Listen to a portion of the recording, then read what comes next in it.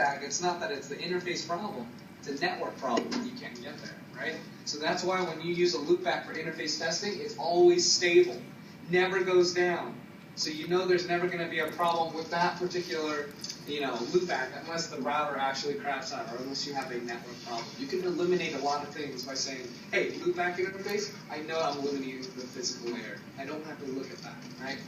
So that's why I like to use this guy as a router ID as well for management purposes. Very much like an interface VLAN from a switch. I give this loopback an IP address, okay? If I advertise the loopback address into my OSPF network, this is the crappy thing, okay? The good thing is that I use it OSPF, I use the loopback address as my router ID like I want to, okay? But because I advertise this out, I'm using up address space. I'm making everybody's routing table just a tad bit bigger, okay? That's one of the cons. The pros, though, you can say, hey, telnet to that router ID, you'll get right to this router, and you can configure that router, okay? You can remotely administer that router, no problem.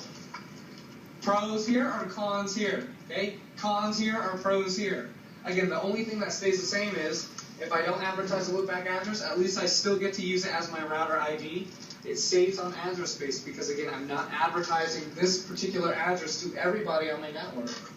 But cons are I just can't manage it. I can't telnet to it, okay?